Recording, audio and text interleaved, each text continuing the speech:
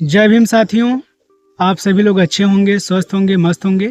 साथियों, एक बहुत ही ज़रूरी विषय पर हम सभी लोग इस वीडियो में चर्चा करेंगे और वो ज़रूरी विषय ये है कि क्या बुद्धिज्म में मांसाहारी अलाउ है, अर्थात क्या बौद्धिस्ट व्यक्ति जो भगवान बुद्ध को मानता है, उनके धम्म को मानता है, बौद्ध धम्म को मानता है, क्या वो मांसाहारी हो सकता है। जहाँ तक मैं समझ पा रहा हूँ कि भगवान बुद्ध ने कभी भी मांसाहार को बढ़ावा नहीं दिया। अगर ऐसा होता तो उनका जो पंचशील है, जो हम लोग ग्रहण करते हैं, पंचशील में पहली पंक्ति पाणाति पाता वेरमणि सिक्खा पदं समादयामि, इसका मतलब खुले तौर पर क्या हो सकता है, इस पर बहुत सारी चर्चाएं हैं। जो भी बुद्धिजीवी वर्ग हैं, बुद्धिज्म को मानने वाले हैं, चाहे भंते हों, भिक्षुगण हों, कोई उपासक हों या बौद्धाचार्य हों, सभी लोगों ने अपने तरीके से इसको समझाया है, बताया है। साथियों, आप सबको पता है कि भगवान बुद्ध जब जीवित अवस्था में थे तो उन्होंने जो भी प्रवचन दिए, जो भी उपदेश दिए, जो भी लोगों के बीच में उन्होंने अपने विचार रखे, वो पाली भाषा में हुआ करते थे। और उस समय में पूरी की पूरी जो बोलचाल की भाषा थी, आम भाषा थी, वो पाली भाषा थी। तो साथियों, पाली भाषा में भगवान बुद्ध ने उपदेश दिए। पाली भाषा में जो भी सूत्र हैं, 82,000 सूत्र, वो सभी पाली भाषा में हैं। और जब तक भगवान बुद्ध जीवित थे तो उनकी कही गई कोई भी बातें, कोई भी सूत्र, कोई भी उपदेश लिखित रूप में नहीं हुआ था। और भगवान बुद्ध के ना रहने के बाद लगभग 100 दिन के अंदर सभी 82,000 सूत्र को लिखा गया था। और जब ये लिखा गया था तो पूरा का पूरा पाली भाषा में लिखा गया था। जो बुद्धिजीवी वर्ग हुए, सभी लोगों ने अपनी अपनी भाषा में इसका अनुवाद किया। उन सूत्र के जो 82,000 सूत्र थे, उनका अनुवाद अपनी अपनी भाषा में किया गया। साथियों, हमारे यहाँ भी बोलचाल की भाषा हिंदी है और उन सभी सूत्र को हिंदी में जो है यहाँ पर समझाने का प्रयास किया गया। पाणाति पाता वेरमणि सिक्खा पदं समादयामि का मतलब यहाँ बताया गया हिंदी भाषा में कि मैं प्राण हिंसा से विरत रहने की प्रतिज्ञा ग्रहण करता हूँ, या मैं जीव हिंसा से विरत रहने की प्रतिज्ञा ग्रहण करता हूँ, या मैं अकारण जीव हिंसा से विरत रहने की प्रतिज्ञा ग्रहण करता हूँ। तो साथियों, अब आप मुझे बताइए कि मैं प्राणी हिंसा से विरत रहने की प्रतिज्ञा ग्रहण करता हूं, इसका क्या मतलब हो सकता है। अब कुछ बुद्धिजीवी वर्ग बताते हैं कि बुद्धिज्म में हत्या करने के लिए मना किया गया है, खाने के लिए मना नहीं किया गया है। साथियों, आप बताओ कि ये किस हद तक सही है कि हत्या आप ना करो लेकिन खा सकते हो। उदाहरण के लिए मान लीजिए कि आप में से मुझे कोई कहे कि भैया 1 लाख रुपए आपको देंगे और फला व्यक्ति का आप मर्डर कर दो। अब आपके कहने से आपने मुझे सुपारी दिया, हमने जाकर के फला व्यक्ति का मर्डर कर दिया। जब पुलिस पकड़ेगी मुझे और कोर्ट में हमारी पेशी होगी और मैं अपना बयान दूंगा कि भैया फला व्यक्ति ने मुझे 1 लाख रुपए दिया और कहा कि फला व्यक्ति का आप कत्ल कर दो, तो मैंने किया, तो क्या पुलिस वाले या जज साहब या कोर्ट मुझे ये कहेगा कि ठीक है, कत्ल आपने किया है तो फांसी आपको होगी।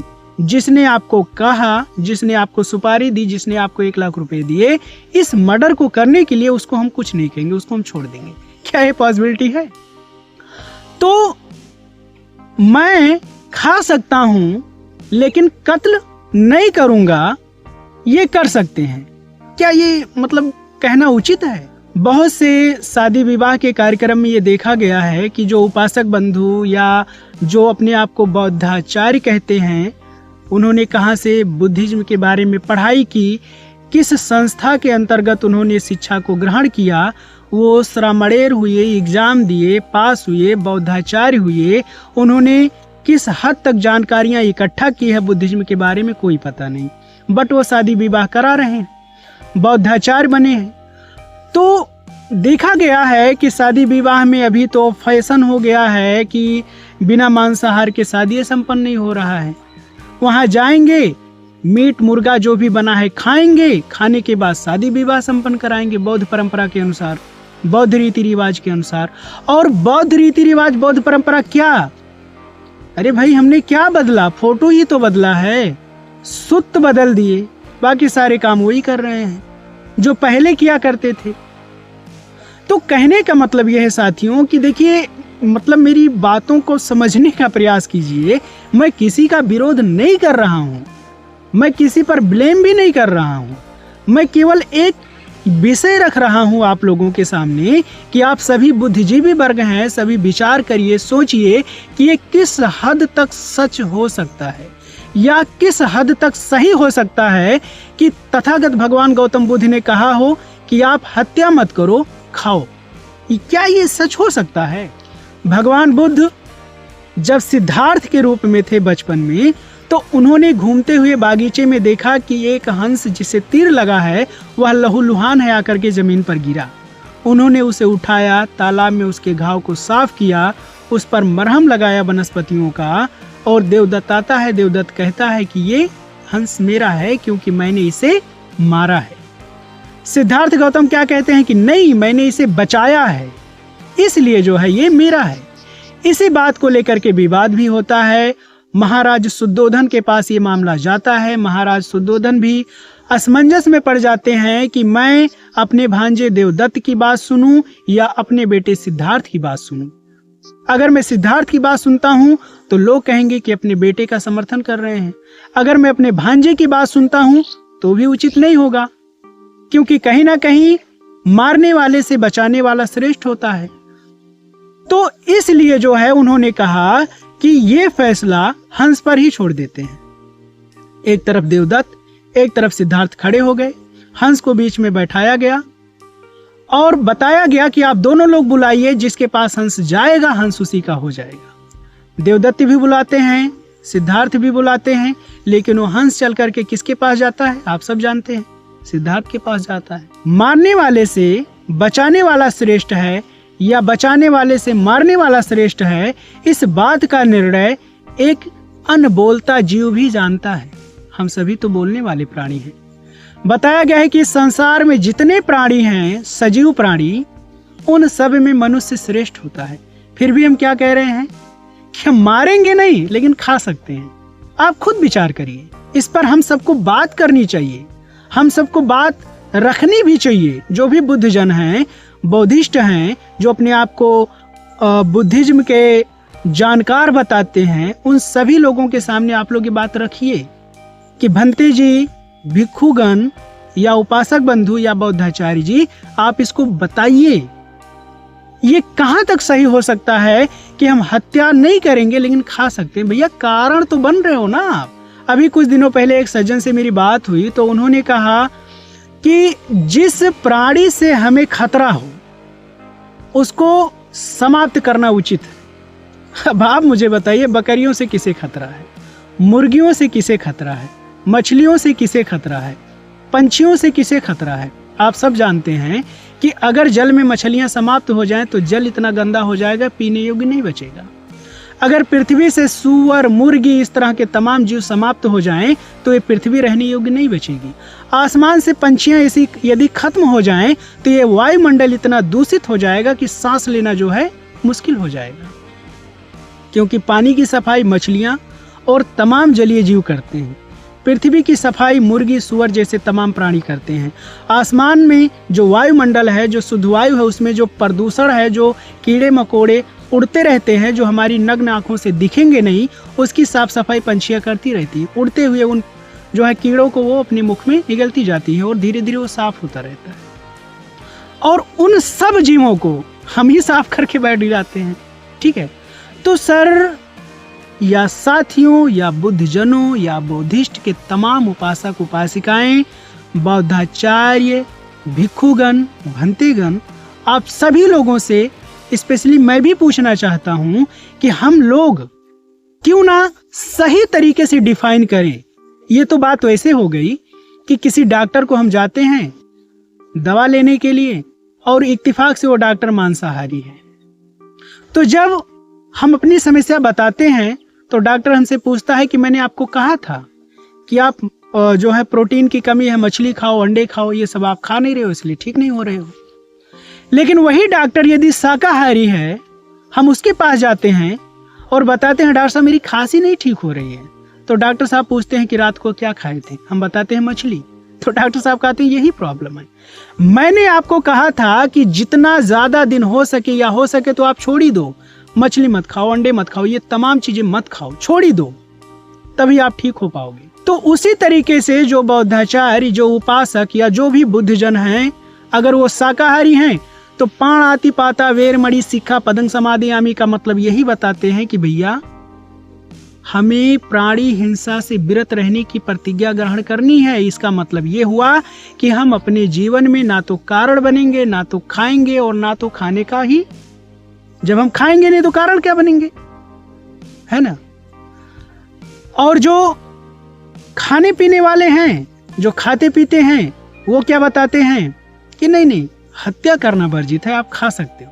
अब ये किस हद तक सही है कि दारू पीना, शराब पीना, असुरा मेरु मज्ज पमाद ठाना वेरमणि सिक्खा पदं समादियामि, कच्ची शराब, पक्की शराब, कोई भी नशीली पदार्थ खाना बिल्कुल बैन है ना। मैं इन तमाम चीजों से विरत रहने की प्रतिज्ञा ग्रहण करता हूं। तो अगर हम शराब नहीं पी सकते, हम इस तरह की नशीली पदार्थों का सेवन नहीं कर सकते, तो बताइए ये मांस खाना कहाँ तक उचित है। ठीक है, आप विचार करिए, इन सब बातों पर आप सोचिए। केवल जय भीम कहने से काम नहीं होने वाला है। तथागत भगवान बुद्ध की करुणा हो, ये कहने से काम नहीं होने वाला है। इन तमाम जो बुराइयां हैं, इनको भी दूर करना जरूरी है। बाबा साहब ने जब बौद्ध धर्म को ग्रहण किया तो तमाम अध्ययन करने के बाद जिस रूप में बुद्धिज्म उस समय था 1956 में, उसी रूप में उन्होंने ग्रहण नहीं किया। 22 प्रतिज्ञाएं, ये जो 5 प्रतिज्ञाएं हैं ना, पंचशील, जिसको हम लोग ग्रहण करते हैं, इसी को उन्होंने मॉडिफाई करके, विस्तार करके 22 प्रतिज्ञाओं के रूप में जो है रखा। तो यदि हम पंचशील को कायदे से सिस्टमेटिकली समझें, जानें, हो गया पूरा बुद्धिज्म इसी में, उसको प्रॉपर तरीके से फॉलो करने लगे तो उसी में पूरा बुद्धिज्म समाहित है। अलग से बहुत ज्यादा कुछ तामझाम दिखाने की जरूरत नहीं है। आपका पहनावा, आपके बोल वचन, आपकी दिनचर्या, आपके बहुत सारी चीजें दिखाने की जरूरत नहीं है। आपके मन में होना चाहिए बुद्धिज्म, आपके भीतर होना चाहिए बुद्धिज्म। जो बुद्धिज्म के मूल सिद्धांत हैं पंचशील, उसको प्रॉपर तरीके से फॉलो करने की जरूरत है। मुझे जो समझ में आ रहा है वो यही आ रहा है कि पाली भाषा को हिंदी भाषा में जब अनुवाद किया गया तो जैसे जैसे जो लोग थे अपनी अपनी सुविधा के अनुसार उन्होंने इसका हिंदी मतलब निकाल लिया। जो मांसाहारी थे उन्होंने कह दिया कि नहीं, हत्या करना मना है, खाना मना नहीं है। और जो शाकाहारी प्रवृत्ति के लोग थे उन्होंने कहा कि भैया चाहे हत्या करो या खाओ, बात तो एक ही है, कारण तो आप ही बन रहे हो ना। तो साथियों, इसी तरह के और भी तमाम टॉपिक्स पर हम लोग चर्चाएं करते रहेंगे। आप सभी साथी बने रहिए हमारे साथ। चैनल को आपने अगर सब्सक्राइब नहीं किया है तो कर लीजिए, नोटिफिकेशन ऑन रखिए ताकि जैसे ही मैं कोई नए टॉपिक का वीडियो अपलोड करूं आप लोगों तक फटाफट पहुंचे। सहयोग करिए, साथ दीजिए आप सभी लोग। और किसी भी विषय से संबंधित आपकी कोई सुझाव, शिकायत, कोई विचार या कुछ अगर आप जानना चाहते हैं, जिज्ञासु हैं, तो कमेंट बॉक्स में लिखिए। मैं कोशिश करूंगा कि उसका सही सटीक जानकारी आप लोगों तक अपनी वीडियो के माध्यम से पहुंचाऊं। तो साथियों, थैंक यू सो मच। आप सभी लोग बने रहिए। जय भीम।